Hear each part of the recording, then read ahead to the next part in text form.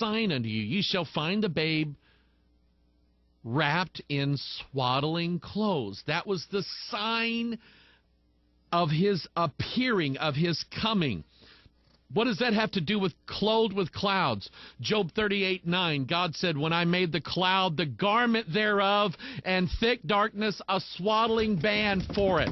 God said that clouds were the swaddling clothes. I love King James Bible. Take that, all you doubters and you thee and thou haters. Take it, because that's what it says. Clouds and thick darkness. And so here he is clothed with a cloud. And a rainbow was upon his head. And I want to tell you something. The rainbow is God's covenant. That's Jesus. And it's God's glory. Ezekiel chapter 1 said it's the glory of the Lord. In Exodus 16, did you know where they saw the glory of the Lord? They said the glory of the Lord appeared in the cloud. And who gets the glory of the Lord? Nobody. Because God will not share his glory with any other. Who had it with God the Father before the world was? Jesus. So this rainbow over his head, this is not any ordinary Joe Schmo angel. A rainbow upon his head, and his face was as it were the sun. Matthew 17. And his feet, oh, I like this now. Listen, I'm digging this. Are you listening to this? Are you ready for this? How many pillars did God lead the Israelites with when they were walking through the wilderness? 1. It was a pillar of cloud by day and a single pillar of fire by night. It changed forms from cloud to fire so they could see the light of it at night. Thy word is a lamp unto my feet and a light unto my path. That's what the pillar of fire was all about at nighttime. But it was only one pillar leading them into an earthly promised land in the Old Testament. In Revelation 10, verse 1, how many pillars of fire do you see? Old Testament, New Testament. You see it? You see, in the Old Covenant, he led them into an earthly promised land with one pillar. Now he leads them into the real promised land, the eternal inheritance, with both feet, the pillars of fire. Isn't it just... You know what that ought to make you do? That ought to make you love Israel. You know, there's nothing wrong with loving the Jews. There's nothing wrong with that. Why not? Joseph did. Joseph loved his brethren. Even after what they did to him, Joseph loved him. He fell on their neck and hugged and wept aloud. He couldn't hold it in. He just wept. Why? Because he loved his brethren. And they said, we thought you was going to kill us. And he said, oh, no, you don't understand. When you had me killed or you had me sold or whatever, what you meant to me for evil, God meant to you for good, to save you alive. Oh, what a Savior. I love it. Let me show you a graphic, a very graphic. You know what, I got to remove the other graphic here. Here we go. This is the Oxford Insect Technology Company from Oxford, England. The British snobs have succeeded in taking the Aedes aegypti, think of Egypt, mosquito. That's how my son-in-law from Kenya says it, mosquito. And they've successfully taken the male mosquito and they have altered its deoxyribonucleic acid book that God wrote.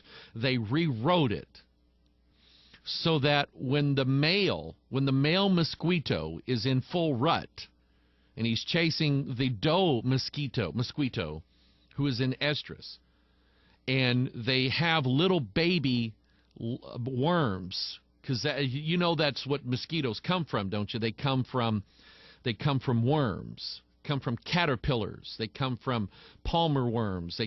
Go read Joel 1. That's where they come from. And there's a connection to Revelation 9. You'll see it in a minute, okay? They make these little worms that have this transformation, this great awakening, and they become mosquitoes. They've altered the DNA of the guys only, so that when they cohabitate with their females and little baby worms are born, they die shortly after they're birthed. So that, and I don't know, I guess maybe they're going to, it's about population reduction. Boy, think of that one for a second. But here's, now to me, okay, I've seen these movies. Man creates monster. Monster gets out, and monster is released into the world, and monster kills the world. I've seen the movies. I know how it ends up.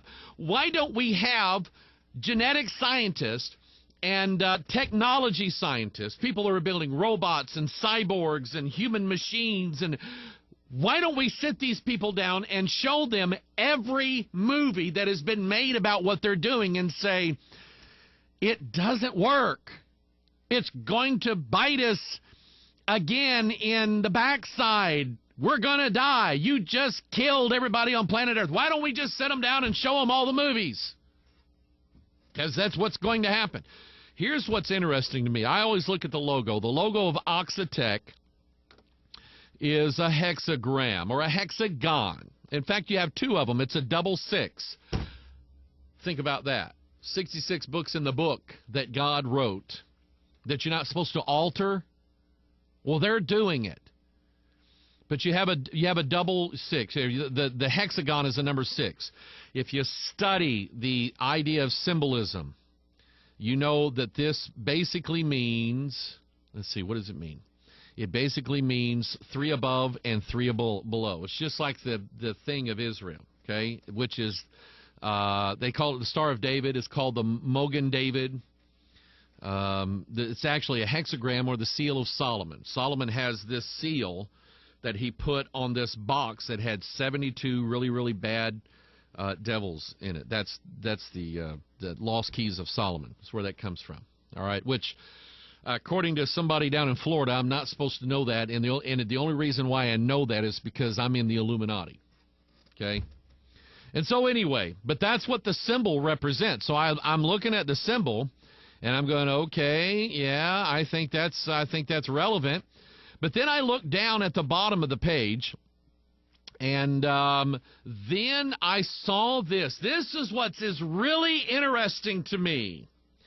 Because if you go to their website, they made a little video of why they did what they did. They took the male mosquitoes, and they converted them all. So they altered their DNA so that when they got with the female queens, they produced these little dead babies. Okay, that's what they did.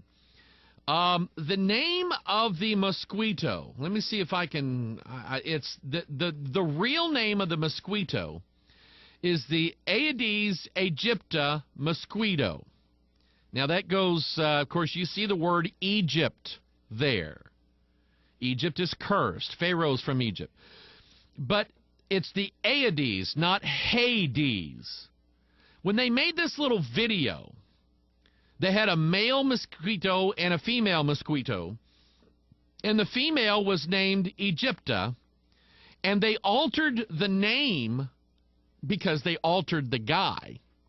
They altered the name of the boy mosquito to Hades. Is there anybody out there who knows what Hades is? Yeah. It's hell. And so here, and you think, listen, I'm not the one that changed the mosquito's name. They're calling him Hades. He is the one. Now listen to this. Listen to this. Get this. Hades is the key because they don't do anything to the girl mosquitoes. They only go after the guys, and they alter his DNA. So the male mosquito is the key to unlocking the future. Are you getting this? And his name, they deliberately changed his name to Hades, hell, the lowest hell. You just go read Revelation. We read Revelation 10, Revelation 9. They're going to release these locusts coming up out of the pit, out of hell. There's a key now. This key is going to unlock the pit. And I think this key, I can't say this 100%. I think this key has something to do with genetics. I really do. I really think so. Okay? I'm still searching the scriptures, but I am firm in this idea. And you know that once I get it, there'll be a Watchman video broadcast, all right? But I want you to notice that these mosquitoes come from worms. You can trace the idea of locusts back to Joel chapter 1 because God mentions them alongside the palmer worm and the canker worm. And from what I understand, palmer worm, canker worms, I may be wrong on this, but they are basically the embryos of future insects. All right? Somebody check me out on that. And if I'm wrong, well, then I'll have to spend a whole nother Watchman broadcast apologizing over the fact that I was wrong. All right? Which I don't mind doing. I don't mind saying that I'm wrong if I'm wrong. Anyway, let's see here. We have a new sponsor for the Watchman video broadcast. I keep saying that. Pastor Mike Online live broadcast, the talk show that hell hates. We have a new sponsor. We're getting a lot of money from these people. Monster Energy Drinks. And their new slogan this year is Unleash the Beast. Monster Energy Drink. For when you want your DNA altered by three things that look like a Hebrew letter Tav, which is the sixth letter. So basically, and it does. I mean, I've looked at it before. Look at the side of the can. You essentially have, go look up what the Tav is, T-A-V. It's the sixth letter in the Hebrew alphabet. What you have here is Tav, Tav, Tav. Monster Energy, unleash the beast. Let's see here. Now, speaking of hell, do you remember this? Remember this guy? Okay, this is hell here. This is the Pahonix, the phoenix bird. We did a Watchman video broadcast on this back after the closing ceremony of the Olympic Games, again in London. I think something's going on in London, don't you? Okay, all you Britishers out there. Anyway, the phoenix, here's what it represents. It rises up out of the ashes. Somebody, and I don't have a clip of it. Somebody, and I heard this one time. I heard it. I just flipping stations. I wanted to hear the. There's a contemporary Christian radio station in St. Louis, Joy FM. And I wanted to hear what was going on, and they were talking about this new song from Chris Tomlin. Now, I don't know who this is. I don't listen to that music. I don't listen to the radio station. It's just not my cup of tea. But I strongly suspect that there are elements of the secret, the Reformation, the new paradigm, the shift. There are elements of that inside of the contemporary Christian movement, and I suspect that if you started listening to some of the newer Southern gospel that's coming out, you're going to hear the same thing, because I think ecumenical is ecumenical, and I think it's going to include everything. It has to, because ISIS has to put the whole body together before it'll live, all right? But anyway, they were talking about Chris Tomlin, and again, I don't know the guy, okay? But he's got a song. And somebody sent me an email on it. Let's see if I can find it. Anyway, it's the words are out of the ashes. We're going to rise out of the ashes. We're going to rise out of the ashes. Oh, we're rising out of the ashes. Praise you. That's what we're doing. Okay. I just